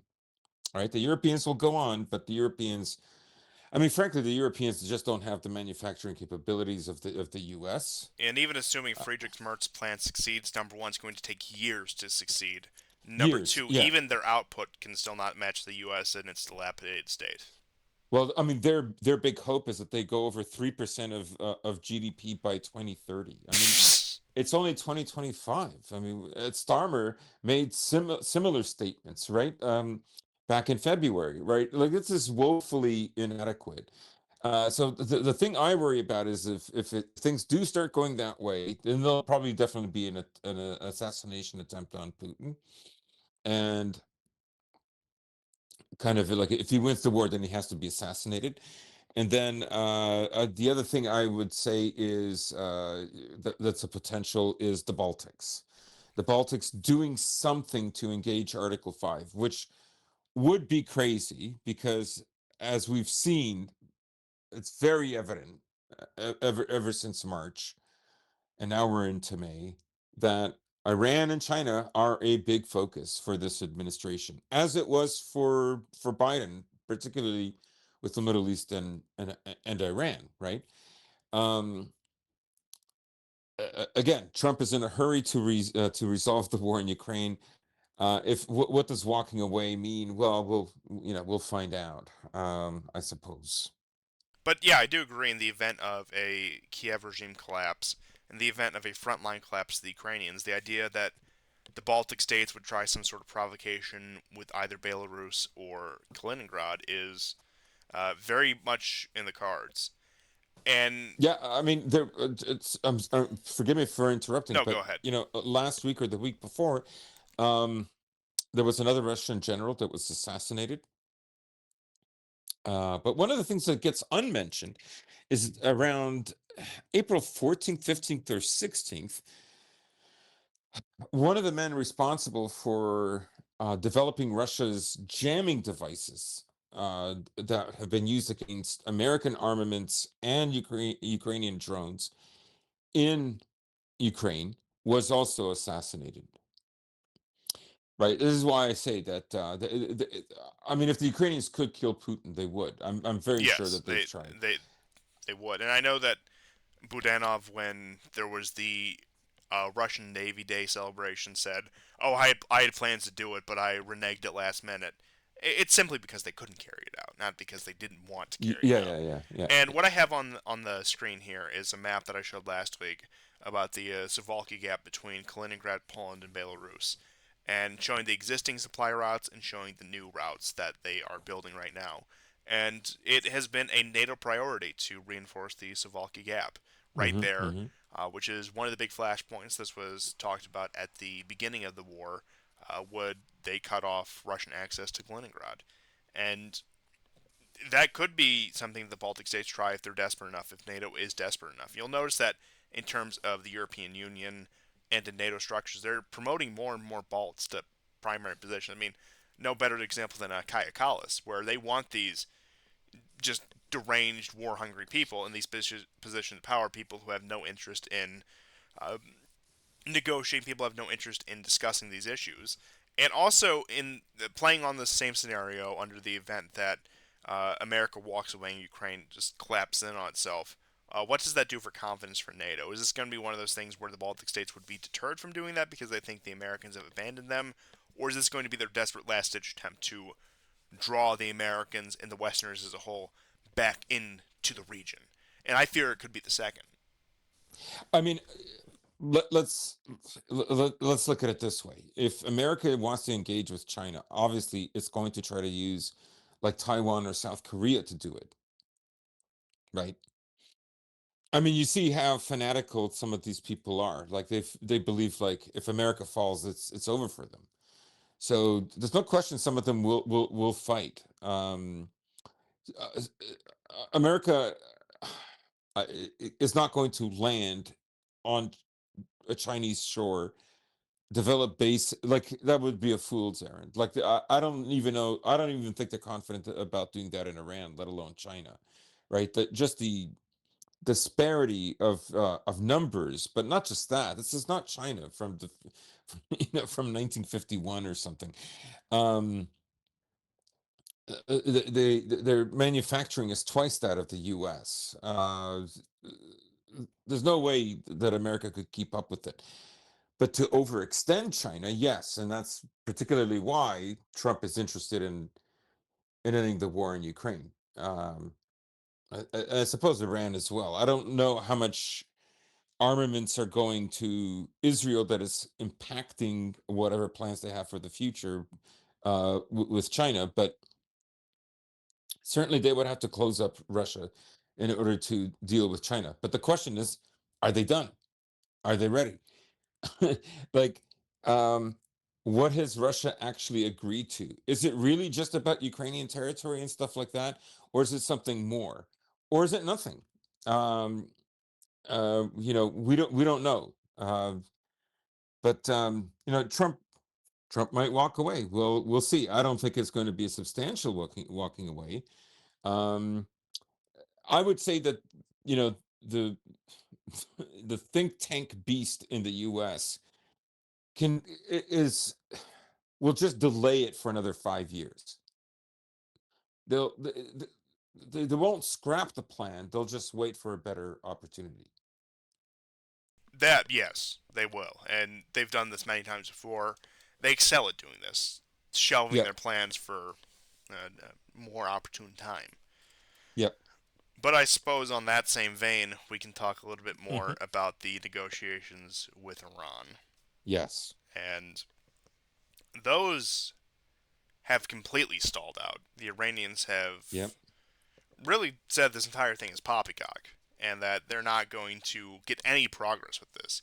Even Witkoff, who is, relatively conciliatory, especially compared to the rest of the options there, when it comes to the statements from the administration, when it comes to statements from the Pentagon, the State Department, et cetera, and Israel, who could forget Israel, that no, there's no negotiations to be had. And I know that the Russians also wanted to play a part in facilitating American and Iranian talks, but I think it's worth noting that still, American and Iranian representatives have not directly met, and that their messages have been carried by Omani representatives between the two.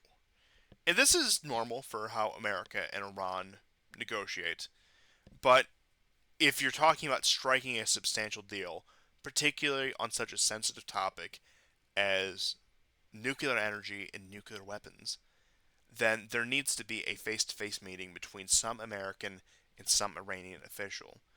Somebody needs to yank the leash on Israel and say, no, this is enough. You're going to shut up while we negotiate a deal that's going to bail you out ultimately, and then proceed. But that is not happening. And I don't think anyone expect that to happen. I think the Iranians agreed to this simply to buy themselves time to avoid Trump's quote unquote deadline when it came to strikes, and to also hopefully create some dynamic between the U.S. and Israel that would be somewhat tense and also had the Americans yank the leash on Israel a bit so the Israelis wouldn't go and strike while the negotiations were ongoing. And at this point, I think they've completely fallen apart. They're more deadlocked than the North Korean negotiations, and those ones had face-to-face meetings between Trump and Kim. And I really think it's a matter of time before either the Americans or the Israelis at least try to do something against the Iranians. I'm not going to say that it's going to even come close to being successful, but uh, the pressure is on, and that's not to even get into some of the stuff going on with Syria, particularly with the skirmishes that happened between Israeli and Turkish jets. And so you have another point of pressure there, which we'll get into in just a moment. Yep. But when it comes to having your spokes in too many fires, you have the Israelis in the exact same position. When it comes to Syria, when it comes to Iran, when it comes to Gaza, they need a quick solution to one of these. And many in the Israeli government, particularly among the hardliners, see eviscerating the Iranian nuclear program, striking Iranian reactors, as a way to remove the Iranians as a serious threat from the game, while seemingly ignoring the capability of their proxy that still exists in Iraq, still exists to some very small degree in Syria. There are links to groups in the Palestinian Authority, whether it be in the West Bank or whatever ties they have left with Hamas and Gaza.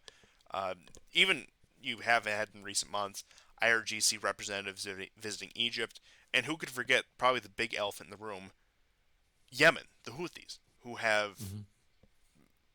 far better missile capabilities than I think anyone would have expected. And also the recent cases of arson that have been going on in Israel, which were possibly a sabotage act. So pressure is all around on Israel, and they, especially with the current government in power, are not satisfied with the fact that the Americans are trying to sit down and hammer out a deal with the Iranians, even if that isn't even close to what's happening, even if it is just preliminary negotiations where the two just keep in touch with each other to prevent this from escalating to full scale war.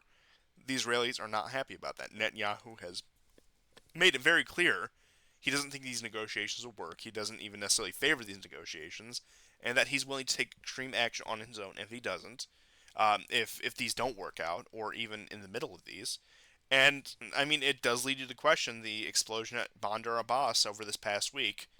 Was that Mhm. simply an accident, or was that sabotage? It is almost beat for beat similar to the explosion in Beirut, which That's right. I think at Although the, much less severe, because I yes, mean we have 22 dead. yes, I think, if I'm not mistaken, the one in Beirut, was that not 200 dead? yeah, it was in the hundreds, and also it wiped out about 25% of Lebanon's economy just in one incident. Yeah. And of course, they've never recovered since. And yes, while I agree that of course it is much smaller scale, it is beat for beat. And Hmm. uh, Bandar Abbas is one of the oil ports in which they ship out oil. I mean, And they assassinated a Hamas representative in Tehran. again, and that's on top of the Haniyeh assassinations last year. And these, I'm not going to say the Israelis act with impunity, but the Israelis have a lot of leverage over the Iranians, a lot of ability to cause damage. They have embedded networks in Iran that are able to conduct these kind of attacks and carry out these kind of operations. And that is coupled with, as I had mentioned previously, Trump having the secondary sanctions on the Iranian oil, which is particularly going to target China, which is the entire point. Yeah. And at this point, I think on both sides, the negotiations with Iran are just a formality to have an excuse not to go to war. Because the Americans are dragging their heels, they realize there's bigger priorities at hand, there are larger issues they have to take care of, but the ever-present thorn in their side that is the Israel lobby needs these questions addressed so they can say, "Don't worry, we're negotiating.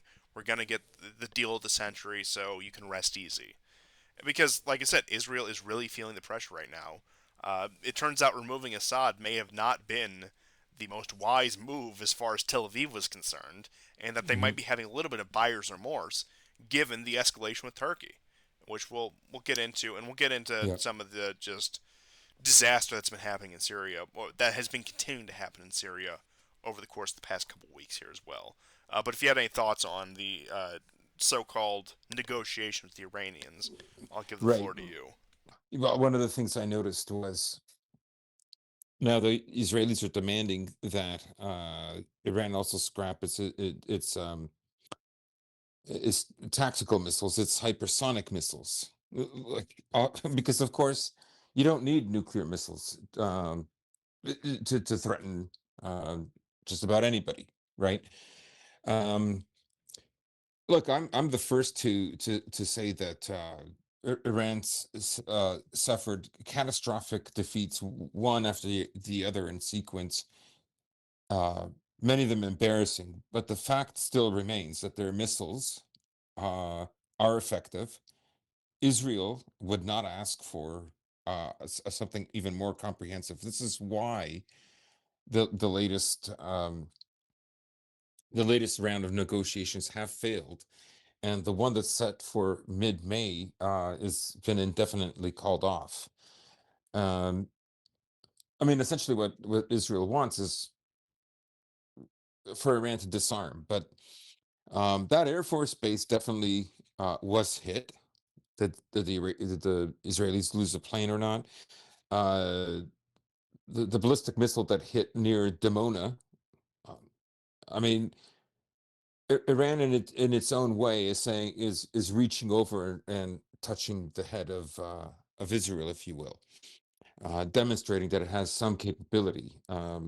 Yesterday, the Houthis launched a missile that landed in Israel. So, and we saw, what they what they're able to do with aircraft carriers. That's the second F-18 that's been lost. They've uh, over 10 Reaper drones with not the most sophisticated air defense system in the world. So that's what I'll say for now. The demands that Israel wants are just too great, um, and they will expect America to go to war. Now, it will probably just be like a major bombing campaign because, again, this is going to overextend America. America cannot get bogged down in a war similar to Iraq in Iran. There's no way. That happens, funding for Ukraine really does stop. And you want Um, to talk about the logistics of invading Iran? The country is a natural fortress, no matter Absolutely, what way you cut it. absolutely, So absolutely. it is one of those scenarios where no, you're not going to get any substantial.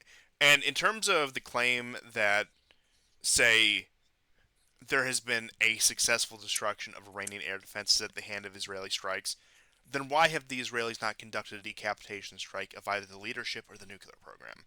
It Because if that were the case, if the Israelis had the capability to, if they did not fear They would. retaliation from the Iranians, then they would.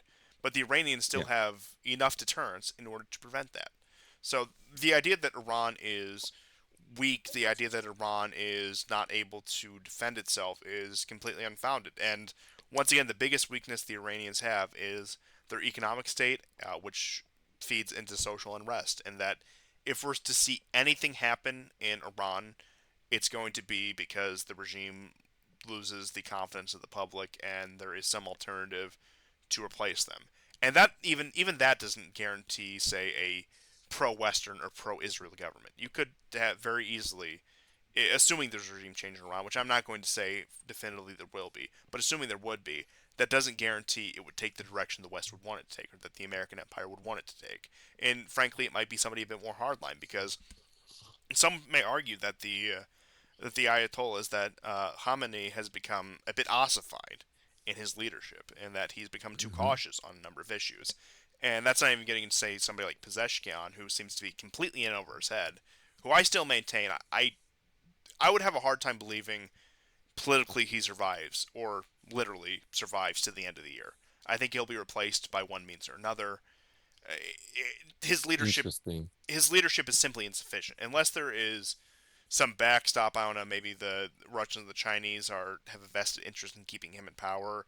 Therefore, they're providing him extra protection, so on and so forth. Pulling some strings for him. But I have a hard time believing Pezeshkian is really up to the task, and that by one means or another, he's not going to be in office by next year. That's very interesting. We'll have to keep an eye out on that. Uh, but otherwise, it's really just the same situation we've had for years, where either side is waiting for a fight, but neither one is really going to take drastic enough action initiated. Now, this is a step over what we had a few years ago, where both sides were very cautious not to initiate conflict. Where now it seems that, particularly from the Israeli side, we do have more aggressive actions, and the Iranians are willing to respond somewhat in kind, but still has not boiled over into a full scale war. But I suppose because we teased it, we can talk about Israel's strategic situation, because it is far from ideal. And the recent news reports that came out tonight, we're recording the 2nd of May 2025 right now, is that there was a skirmish between Israeli and Turkish jets over Syrian skies. Now, as far as I know, neither side took casualties, nothing was downed. The Israelis, of course, said next time we won't hesitate to take down these Turkish jets, so on and so forth. But the attempts to negotiate a deconflictization zone that were being mediated by the Azeris, who have very good relations with both Turkey and Israel, who would have thought, did fail.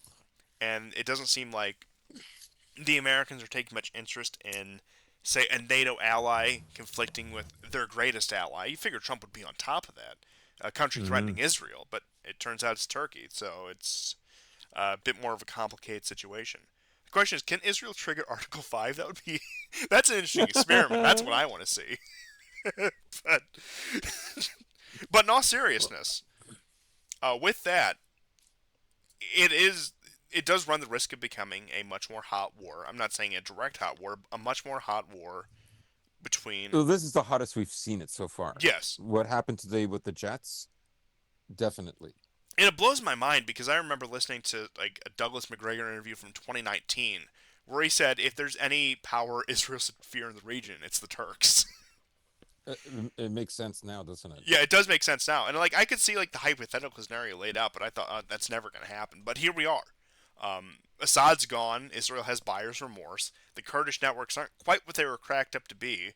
Gaza once again is a stalemate. Lebanon was an embarrassment for them, despite some of their victories over Hezbollah.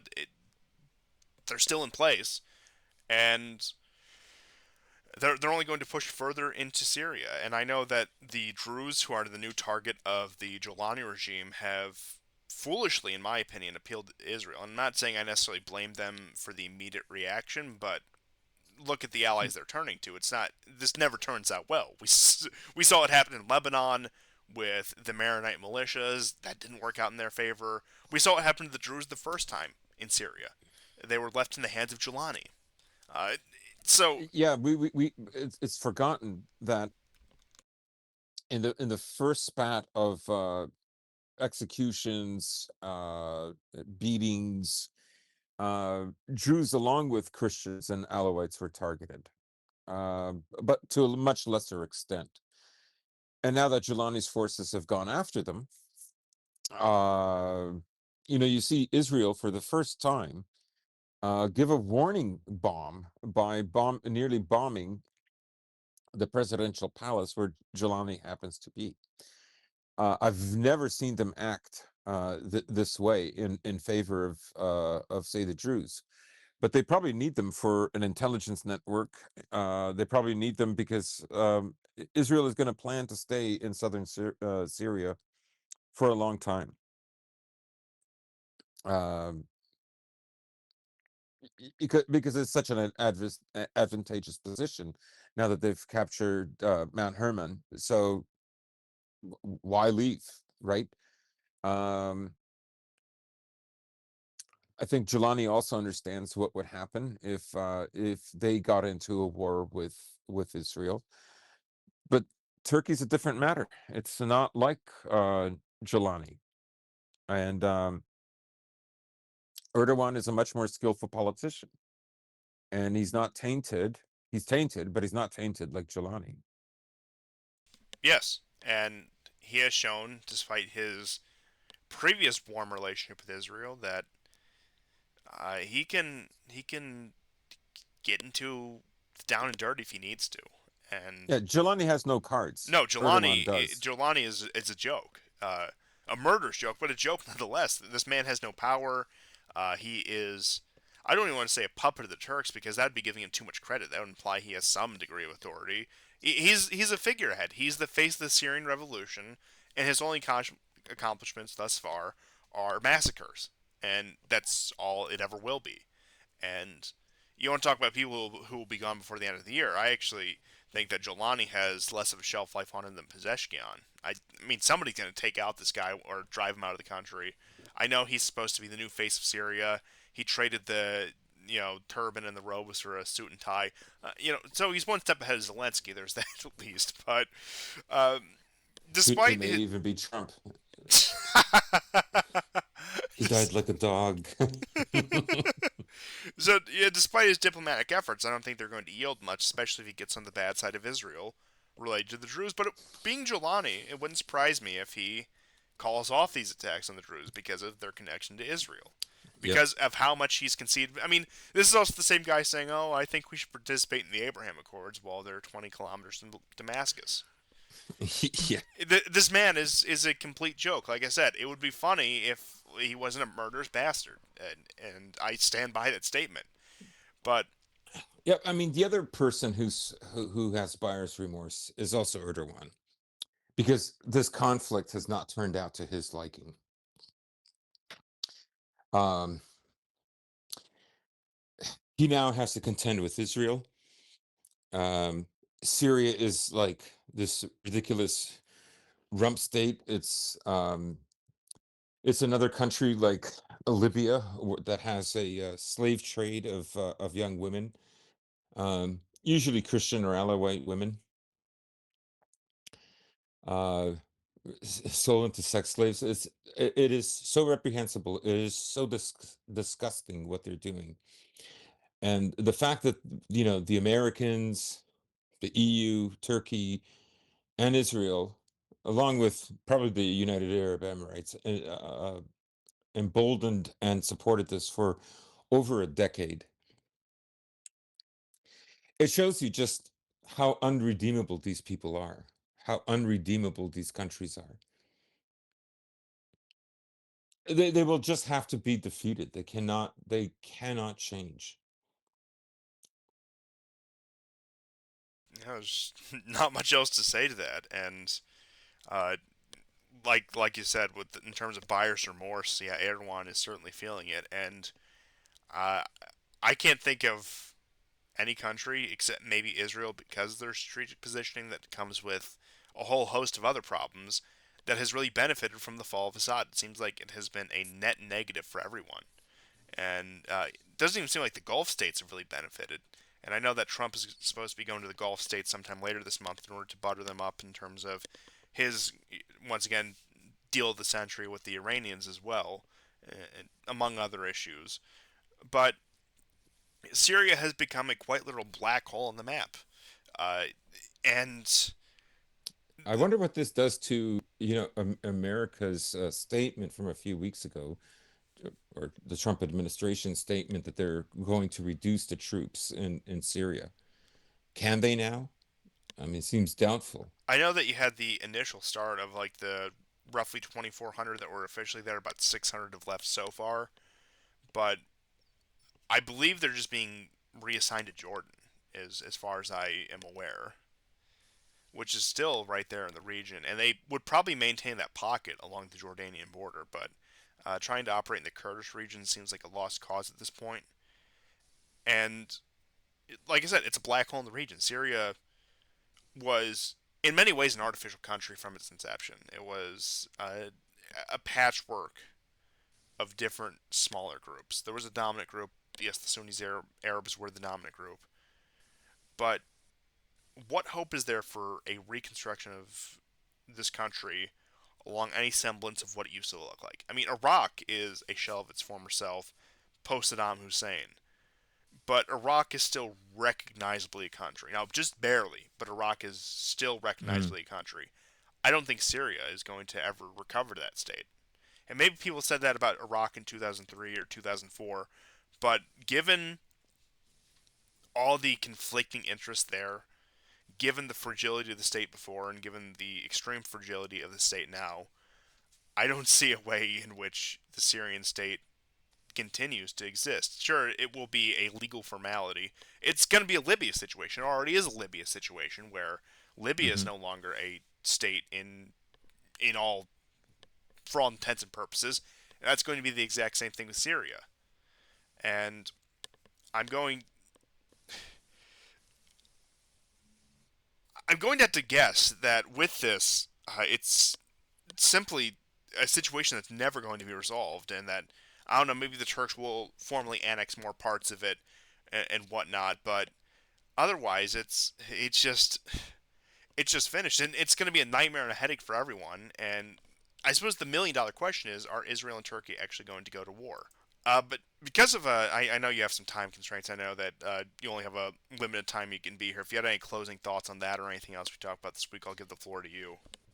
Well, I mean, I've heard it said that Syria eventually returns to being an Arab state in its history. So that might eventually happen, but like you, I don't foresee something like that occurring, at least for another decade. Um, it's just that the players in this region right now are so powerful and have a lot of backing that I mean, it would take maybe a shift in Turkey. So Erdogan is no longer president. Then we have somebody new. We could see things change in a fundamental way then. Um, Israel won't change.